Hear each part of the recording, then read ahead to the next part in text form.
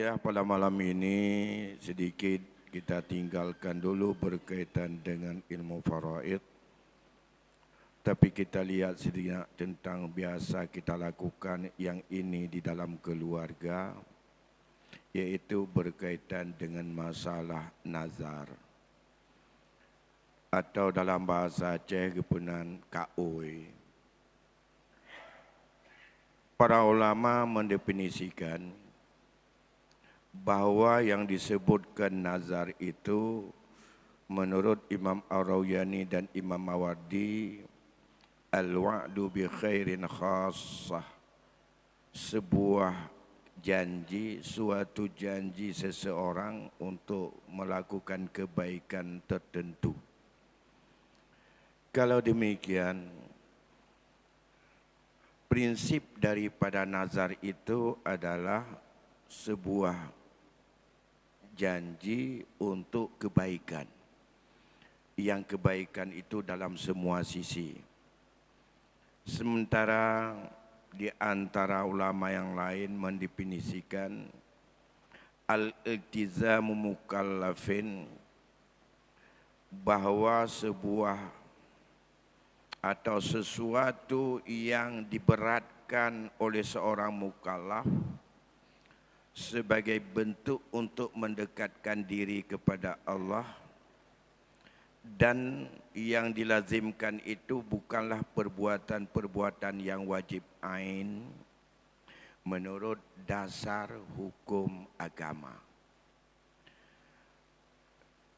Provinsi Kamu Bandung, maka dalam hal ini apa saja yang sifatnya adalah melazimkan diri untuk melakukan sebuah aktivitas perbuatan yang sifatnya perbuatan itu bisa untuk mendekatkan diri kepada Allah, dan perbuatan itu bukanlah wajib ain walaupun dia itu bersifat wajib kifayah menurut ketentuan daripada asal syarak.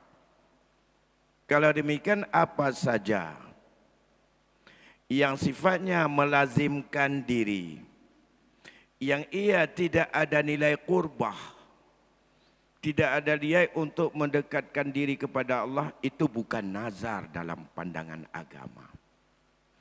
Atau melazimkan bukan kepada dirinya, melazimkan kepada orang lain yang sifatnya qurbah, itu juga bukan dalam bentuk nazar dalam hukum agama. Biasa kita yang bernazar, tapi beratnya bukan untuk kita, kepada orang lain, pada anak kita, kepada keluarga kita. Orang lain sakit, lantas kita bernazar, ya Allah, kalau dia nanti sembuh dari penyakitnya, maka dia salat 2 rakaat di masjid Gecik Lemia. Dia yang salatnya. Dia orang takitnya, dia pulih itu dia semayang 2 rakaat kudih bak masjid Gecik Lemia masjid. Dia orangnya baik dia masjid Gecik Lemia, nama panggil ya kerja kadang-kadang. Ya.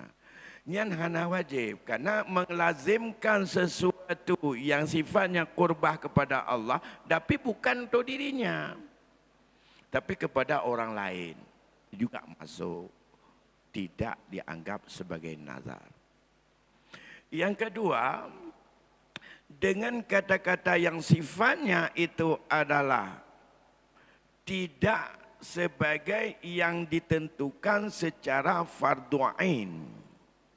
Yang qurbah itu bukanlah kewajiban ain menurut asal agama. Kalau demikian, melazimkan diri untuk salat maghrib, salat subuh, ya Allah, wajib atasku besok pagi untuk aku salat subuh, itu bukan nazar. Karena memang wajib dia. Tapi menazarkan, ya Allah, besok pagi saya salat subuh di masjid pulang. Itu berjamaah. Nah, itu karena tempat salatnya yang wajib tidak mesti di masjid, tapi di mana saja asal memenuhi syarat. Tapi mentakyinkan salat duhur, salat asar, salat maghrib, salat isya, salat subuh, itu pada dasar agama memang sudah wajib. Wajib in. Tapi kalau yang sifatnya wajib kifayah, yang bukan masing-masing kita dituntut untuk melakukannya, itu boleh, walaupun itu perbuatan itu wajib. Ya, satu. Kemudian dengan kata-kata tadi qurbah, sesuatu sifatnya maksiat, atau itu sifatnya adalah tidak dianggap kebaikan dalam agama, enggak masuk. Bernazar untuk dia mau minum khamar, ya misalnya, kalau nanti lazim atasku untuk aku minum khamar atau minum yang mabukan, wajib atasku bulan ini untuk ku beliin es krim ataupun ya es menen itu sekian, atau sabu-sabu sekian. Itu tidak sah menurut agama nazar itu. Tentu saja dalam hal ini, bagaimana kalau nanti aku ya bisa untuk menghafal ayat ini, maka wajib atasku untuk ku sembelih seekor kambing untuk pocut di baruh. Itu enggak tahu siapa pocut di baruh itu. Kalau yang dikehendaki pocut di baruh itu makhluk halus, dan itu adalah tidak ada nilai qurbah. Karena hanya mempok dengan pocutnya hanya ada dupak ke. Dapat diketanya biasa dalam masyarakat. Mana mirah liun, macam-macam model-modelnya kan. Tapi ingat, nama tamu janji dengan makhluk halus itu ada. Syaitan itu ada, iblis itu ada, burung itu ada, kuntilanak itu ada. Sejenis makhluk halus. Kalau berjanji dengan makhluk halus, dalam agama itu adalah bukan sebuah lazim untuk dirinya, sesuatu yang sebelumnya tidak wajib. Bukan sesuatu yang lazim, yang tidak dilazimkan kepada kita, tetapi persoalannya berjanji dengan demikian, takut dia nuntut sama kita. Kalau berani lawan dia, tak usah tunaikan itu. Lawan aja dia. Baik. Makanya jangan banyak berjanji dengan syaitan. Baik tam janji. Citbutnya citbutkan takarrub kepada Allah. Bahkan itu bisa untuk menjauhkan diri kepada Allah. Kalau hati terikat seolah-olah dialah yang memberi bekas terhadap sesuatu, apakah itu sifat tabarrul yang mu'allaq dengan sesuatu, ataupun karena sifatnya itu lujak, maka itu adalah menjadi melenceng daripada qurbah. Bahkan salah-salah menjadi syirik atau menjadi sesuatu yang dilarang oleh agama. Apa ibu yang mulia-muliakan, ada 3 rukun nazar itu baru terwujud. Ada mendum-mendum tetap na rukun je. Pertama harus ada sirat, lafaz yang kita ucap, niat dalam hati tidak terwujud. Dan niat mentau dalam hati, tapi hanya takun dengan lidah, itu tidak terwujud. Tapi lafaz itu harus untuk diucapkan. Lafaz apa dipakai? Apa saja kata-kata yang dikeluarkan yang nilainya dan maknanya atau mufhumnya orang yang dengar dan kita yang ucap itu untuk melazimkan diri, itu kaui. Itu nazar. Apakah nazar itu memang sudah kata khusus? Atau alayya, atau kewajiban, atau lun kon dalam bahasa Arab, dalam bahasa Aceh, menjadi kewajiban pada aku untuk kulakukan pulan misalnya. Asal setiap kata yang mengandung makna melazimkan diri, mewajibkan diri, memastikan diri melakukannya, itu disebut dengan sirat nazar. Oleh karena demikian, andai kata seseorang melazimkan sebuah atau suatu qurbah, suatu amalan baik, tapi tidak diucapkan, hanya di dalam hayalan, dalam ingatan, dalam niat, itu belum sah menjadi nazar. Ya. Kemudian yang kedua, syarat orang yang bernazar. Rukun yang kedua, ada orang yang bernazar. Ia seorang muslim. Yang pertama, atas kemauan sendiri. Dan ia orang mukallaf.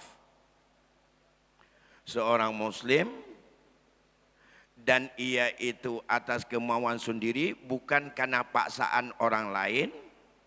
Dan ia itu orang yang sudah balik dan berakal.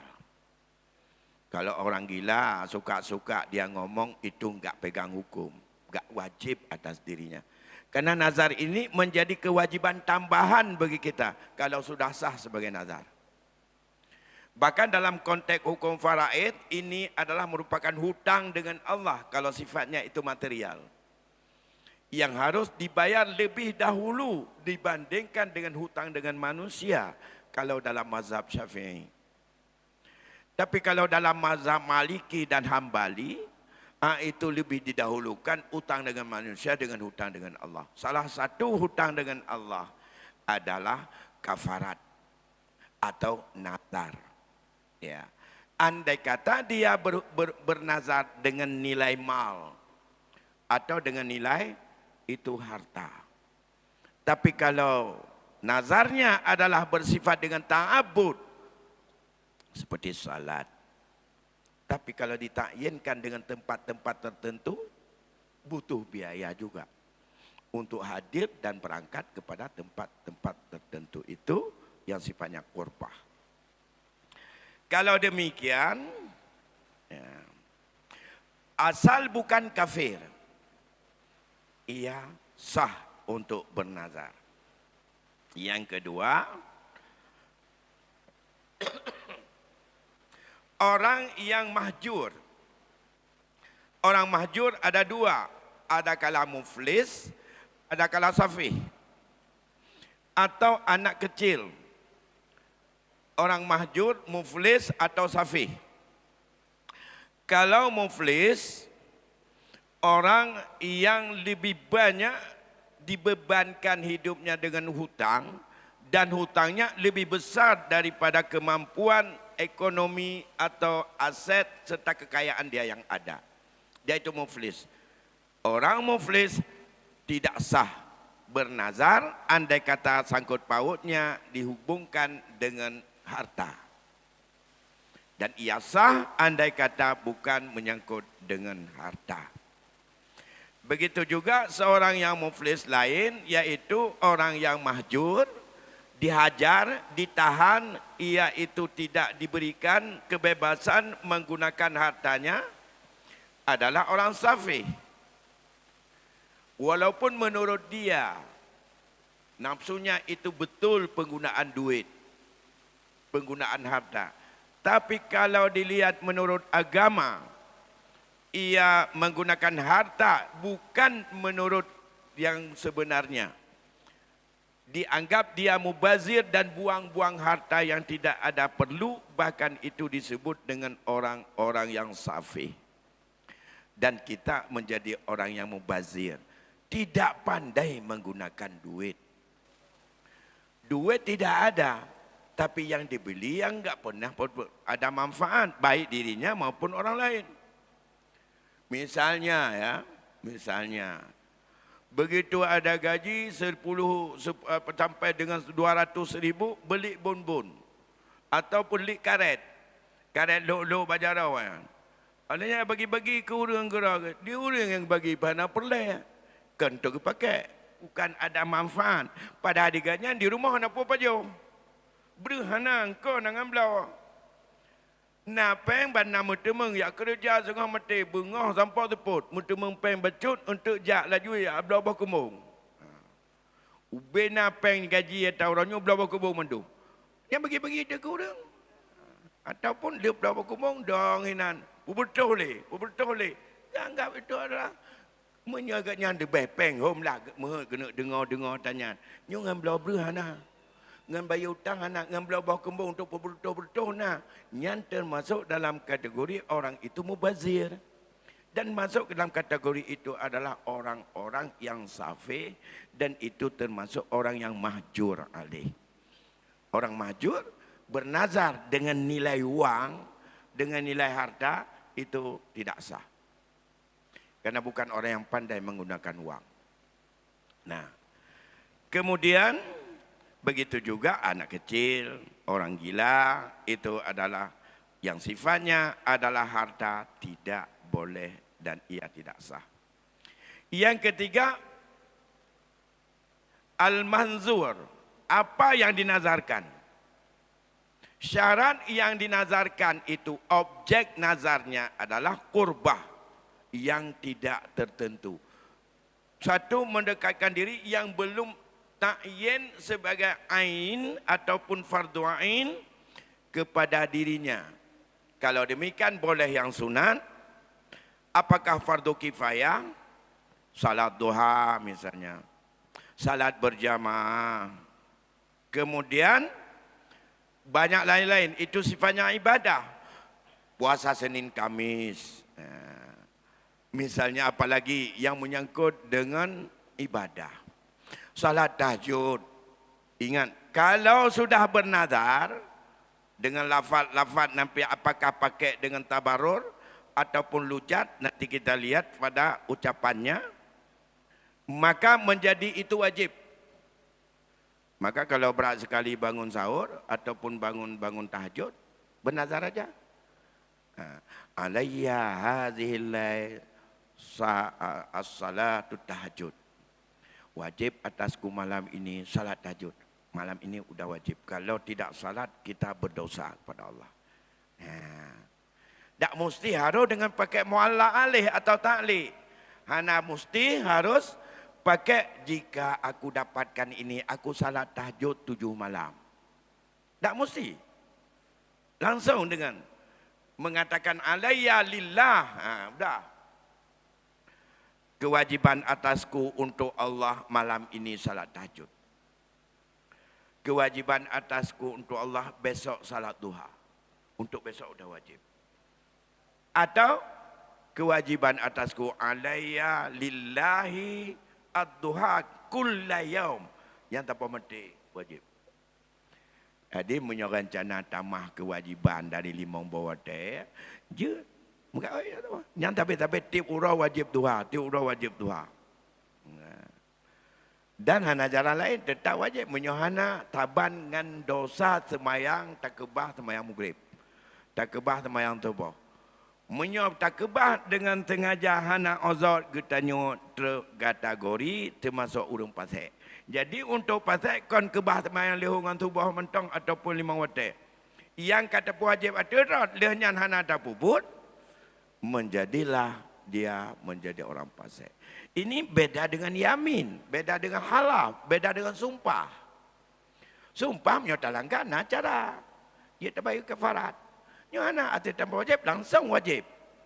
Yang ada kewajiban apalagi qurbahnya sifatnya ibadah. Oleh karena demikian tanpa dibuat mu'alla alih boleh itu atas nama qurbah. Namun yang sifatnya tidak qurbah maka itu haram bernazar. Yang kon qurbah yang tidak sifatnya itu untuk mendekatkan diri kepada Allah yang hukum haram. Misalnya wajib atasku salat dengan tetap berhadas. Yang haram. Nah, wajib atasku salat bersama aku tanpa mandi junub. Atemu junub katanya kancana semayang dengan junub menan. Yang haram hukum. Atau alayya syarbul khamri, wajib atasku minum khamar. Nyan but-but yang haram, but-but yang hana nilai ibadah, nyan mandum haram. Maka hukum katanya bernazar juga adalah tidak baik, bahkan hukumnya itu adalah tidak qurbah dan hukumnya itu adalah perbuatan-perbuatan yang dibenci oleh agama. Kemudian Kalau yang dikatakan tadi harus dengan yang sudah sesuatu yang wajib ditentukan oleh agama, misalnya dalam masalah harta, maka jangan yang haram. Misalnya masalah hutang piutang. Ya. Gemutang di hurung. Wajib atasku nanti ku kembalikan utang ini tambah 50,000. Nyara. Kenanya je ke riba. Ya. Dengan katanya, ini cak utang 1 juta, bayar 1,200,000, harum. Tak mengkawai. Tak mengkawai. Ya. Menyara Nabi pendra 1 juta, wajib atasku ku kembalikan 1,200,000. Nyara. Ya. Nyan gekun le urang yang putang. Ya, wajib atasku untuk aku terima 1,200,000. Tapi menyaga mekau le urang yang terima hutang dalam bentuk kirat. Tapi kan utang pen tapi utang modal untuk gemudua laba. Gekun le urang yang mutang. Andai kata aku nanti sanggup aku lunasi tepat waktu, maka lazim atasku ku tambah sedikit untuk sebagai rasa terima kasih. Gemka oi droga. Nyanjut. Karena dituntut dalam agama, andai kata kamu bayar hutang, hendaklah lebih bagus daripada kamu berhutang. Sebaik-baik orang yang berhutang adalah orang yang baik saat membayar hutang. Baik menjanji awal. Tetapi gemeka oi kera gemyona rezeki long ku tamah pacut juga nyantek ku bi sedekah long ke yang sekian. Ya. Ya, karena sifatnya orang yang bayar hutang, tapi baik getanyo yang putang meka oi, bagi meka oi gatnya. Orang yang mutang ge pelazim droga, tapi baik dengan sebab mutang tapi ada mana laba, ada keuntungan. Tentu saja sifatnya hutang itu adalah untuk ditukar ataupun untuk dijalankan sebagai proses untuk mencari keuntungan sebagai modal dalam akad kirat. Kemudian sedikit lagi ya, menyangkut dengan masalah KO ini, nazar dalam agama ada 2 macam. Yang pertama disebut dengan nazar tabarur, atau KO itu untuk kebajikan. Yang kedua ada disebut nanti nazar lajat. Nazar lajat itu adalah mengharamkan atau melarang diri melakukan sesuatu atau mewajibkan pada dirinya untuk tidak melakukan sesuatu. Pada nazar lajat nanti lebih banyak kadang-kadang sifatnya hampir menyamai dengan hukum yamin atau sumpah. Yang sifat tabarur ada 2 tadi. Yang pertama, nazar tabarur tanpa ada dihubungkan dengan sebab apapun. Tanpa dikaitkan dengan apapun daripada sesuatu, lantas dia langsung melazimkan diri dengan sesuatu amalan yang baik. Itu tabarur. Yang pertama, yaitu misalnya ia untuk menuntut sebuah kebaikan atau untuk mendekatkan diri kepada Allah tanpa menggunakan dengan sesuatu sebab, dan itu sifatnya tunai, seperti dia katakan lillahi alayya fulan, lillahi alayya salatu tahajud fi hadzal lail. Nyakah nak tebak tapu? Hana yang ditaklukkan, hana yang dikaitkan dengan salat itu. Tapi lillahi alayya, milik Allah atasku untuk melakukan salat duha misalnya. Atau milik Allah atasku untuk puasa Kamis misalnya. Kalau sifatnya harta juga sama. Alayya li fulanen kada. Wajib atasku untuk si fulan itu sekian. Atau 1 juta dalam bulan ini. Ya. Sedangkan dia tidak pernah berhutang. Dan dia tidak meniatkan itu adalah sebagai hibah. Dan itu maka tambahlah wajib katanya untuk tabi. Misalnya begini.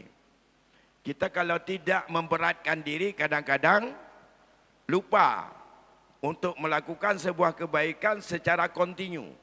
Padahal kita sanggup. Misalnya ada anak yatim yang di dekat rumah kita. Yang katanya ada takalan baru sayang tu. Ada anak kalan, anak sayang tu. Watai ceritakan baru timbul wurah tu. Kalau enggak diceritakan kita tidak mau. Bagaimana supaya tiap bulan kita sanggup untuk memberikan. Menjadi sebagai beban yang harus kita lakukan. Bernazar aja. Ya. Alayya lakum kaza kulla syahrin. Atasku untuk kamu sekian setiap bulan. Nyan hiji hilakehan tanyong tan. Takun kedua tu. Kewajiban atasku untuk kamu dengan khitab adalah 500 atau 50.000 tiap bulan. Selama kamu dalam pendidikan. Nyan otomatis tanya lagi tengah teman leho. Saban dengan tengah fitrah hati teruk belum puasa. Saban dengan tengah tubuh jeket watak katuk tun. Kau wajib dagiannya saban wajib. Dengan takkan alayya lakum atau ayah lahu. Atau alayya bagi sipulan bot-botnan. Setiap bulan 50.000. Nyan atas katuk bak bulan ni tanya kau wajib untuk juk kerja. Yang kedua adalah nazar tabarur yang bersifat itu dihubungkan atau dikaitkan atau disangkutkan dalam sesuatu nikmat. Dalam sesuatu perbuatan lain untuk dia dapatkan. Kalau dihubungkan pada kebetulan mendapatkan sesuatu nikmat atau untuk menolak sesuatu bahaya, ini disebut dengan juga nilai tabarur yang ditaklikkan atau dihubungkan dengan sesuatu. Ini yang banyak. Ini yang banyak terjadi pada kita. Insyafani Allahu, jika Allah menyembuhkan aku dari sakitku, maka aku puasa 2 hari. Atau aku bersedekah untuk anak yatim. Sekian. Atau ya terserah bagaimana dia ucapkan. Yang sifatnya melazimkan diri untuk melakukan sebuah kebaikan. Baik itu amalan maupun sifatnya untuk memberikan sesuatu harta kepadanya. Ini disebut juga dengan nilai tabarur. Untuk mendapat nikmat atau untuk jauh daripada satu bala. Kita lazimkan diri untuk sesuatu kebaikan atau mendekatkan diri kepada Allah. Itu adalah nazar yang konsekuensinya menjadi wajib bagi kita. Kalau sifatnya harta sampai dengan wajib itu menjadi hutang kalau tidak ditunaikan di saat kita masih hidup. Kalau sifatnya itu amalan ibadah, maka wajib dilakukan dan itu berdosa yang harus untuk diganti. Oleh di saat itu tidak sempat, walaupun kita berdosa, sabar saat, kapan saja teringat wajib bayu katanya. Saban lagi wajib qada semayang ciknya. Kapan mulai wajib? Yang sifatnya ditaklikkan dengan satu sifat itu, ada ulama mengatakan tidak ada sangkut paut dengan yang ditaklikkan nikmat atau bahaya. Asal kata ucap lagi nyanyi kau wajib. Truk hana truk, pulih hana pulih itu tak wajib. Ya, satu pendapat. Tapi pendapat yang kuat lain mengatakan kapan wajib? Saat terjadi apa yang dihubungkan dengan nazar tadi. Kalau tadi dihubungkan dengan sembuh, maka begitu sembuh saat itu sudah takluk wajib itu. Walaupun wajibnya itu muasa. Artinya bukan itu wajib, langsung wajibnya. Masih ada kesempatan kapan harus lakukan. Tapi karena sifatnya muasa lagi kita tanya wajib jak wajib, maka sifatnya itu adalah andai kata tempat belum ditunaikan, maka itu menjadi utang dalam zimmah yang sampai urus akhirat bermasalah, yang harus kalau sifat harta itu adalah ditunaikan dengan jalan membayar hutang itu, hutang dengan Allah. Saban dengan sidra orang takluk wajib hajinya saat ia sudah memenuhi syarat istita'ah. Istita'ah itu adalah saat kapan istita'ah dalam hidup kita. Saat itulah takluk wajib. Jadi ada orang mengatakan dulu dalam sebuah hadis, andai kata seorang yang sanggup haji, tapi ia tidak mau berhaji, maka dia itu tidak boleh menjadi wali nikah anaknya. Itu part kedudukan geken pasek. Dia sudah memenuhi syarat untuk wajib haji, tidak mengakui bahwa dirinya sudah wajib haji. Bukan berangkat ke haji, tapi sudah wajib yang penting. Beda dengan kondisi hari ini. Ini katanya ada yang orang mengatakan hana wajib beli haji mia umum kalau 25 tahun 40 tahun kena payah pleh 70 tahun. Itu sifatnya adalah dengan hana wajib hajinya, tapi dikatanya karena wajib kon uronyo, bukan hari ini kita wajib haji. Kalau mau dihitung kemampuan kita bukan hari ini. Kapan juga? Kalau cukup untuk biaya perjalanan, cukup untuk biaya makan di perjalanan, cukup biaya kepada keluarga yang wajib nafkah kita tinggal selama kita tidak ada, bukan hari ini rata-rata. Sudah 2000 dulu, sebelum 2000, bahkan tahun 90 ada yang sudah wajib haji. Rumah nah, kudai nah, cuma bak dah fikir punya tapu belon tu tahu dia ngampu tak minta rezeki handa pun beloi le menyo dalam hukum dah sai kamu nan pu belon mandum tep masalah wai dia fikir tu minta rezeki lau ha kan beda Allah itanya kan lagi pe mapan menyo menan wajib haji sejak dulu sudah, tapi belum kita daftar untuk haji. Dia tsunami dah daftar, tunggu oleh kopi lam oleh kopi tunggu berpuluh tahun ni perak. Itu adalah sifatnya itu duniawi, sifatnya itu baharu. Apakah dengan wajib tidak, kalau dia anggap ini haji tidak mungkin dan untuk dilakukan, apakah wajib umrah? Yohana wajib lejak wajib awaron. Pakon. Ini pray berpelutun. Menyata kedi punya berpelutun teh jino 60 berarti itu. Ada mau 80 kerana mungkin ini jalik. Mana wajib umrah mentau. Tidak. Karena Allah yang mewajibkan itu haji. Di saat melakukan haji adalah melakukan umrah, wa atimul hajja wal umrah. Menyohana wajib haji, hana juga tak wajib umrah. Ya. Cuma menyokat ajak orangnya pubuk umrah, hana gugur haji. Itu yang kedua. Kewajiban haji tidak gugur. Ya. Kon dengan hana sanggup tabah berarti wajib. Menyohana wajib haji, umrah hana wajib. Ya. Menyana pendapat orangnya mengatakan hana wajib lewat haji orang-orang yang 50 tahun kaummu. Yang kalau enggak, orangnya mampu. Coba buka fikir lagi, kapan kemampuan kita? Coba ingat-ingat ke belakang. Orangnya atau tahun 90 dulu dah mampu. Mana jajai le, ladum alasan mentau muda dah dapat timang dia tahu. Padahal itu kewajiban.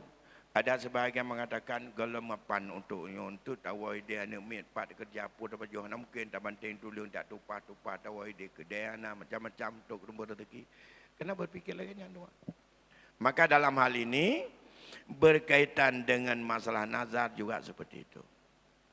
Sifat tabarur yang mu'allaq yang ditaklikkan disangkutkan dengan sebuah kebaikan nikmat atau dihubungkan dengan sebuah terhindarnya daripada bahaya atau bala, lantas dia hubungkan itu untuk menjadi sebuah kewajiban yang sifatnya kebaikan dan mendekatkan diri kepada Allah, maka begitu terwujudnya sesuatu yang kita sangkutkan, tak sangkutkan dengan sakit, tak sangkutkan dengan selamat, Ya Allah, menyo selamat lun dari kujaknya betul ku Banda Aceh hana ahli tepu hana bercoban maka wajib ada lun untuk menderkahkan yatim limau lebih menteji.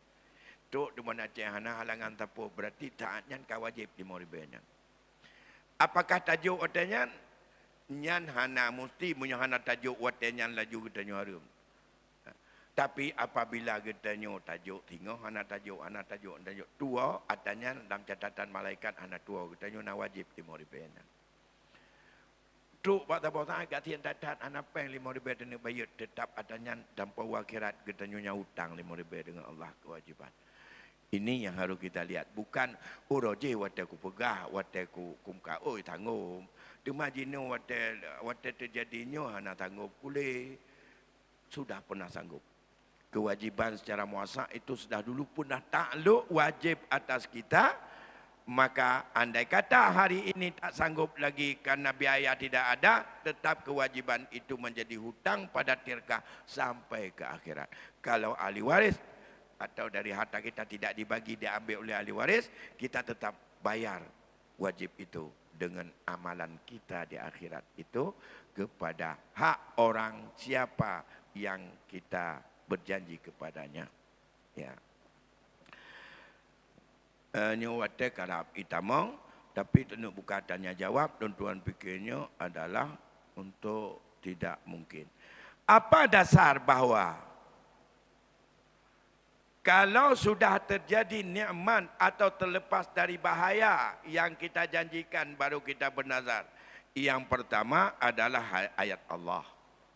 Wa aufu bi'adillahi za'ahadtum. Itu janji. Tunaikan oleh kalian dengan janji Allah apabila kamu sudah berjanji. Itulah kita janji tadi itu. Berjanji dengan kebaikan. Kata berjanji, tunaikan.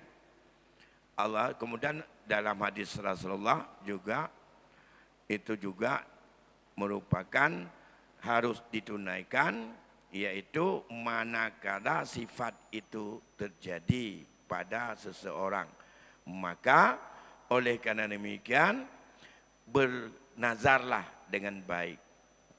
Kemudian baru kita masuki dalam yang kedua yang sifatnya adalah nazar lajaz. Nazar lajaz ini lebih dekat, ada kadang-kadang dia harus ditunaikan nazar, ada kadang dia itu bisa menjadi kafarat sumpah.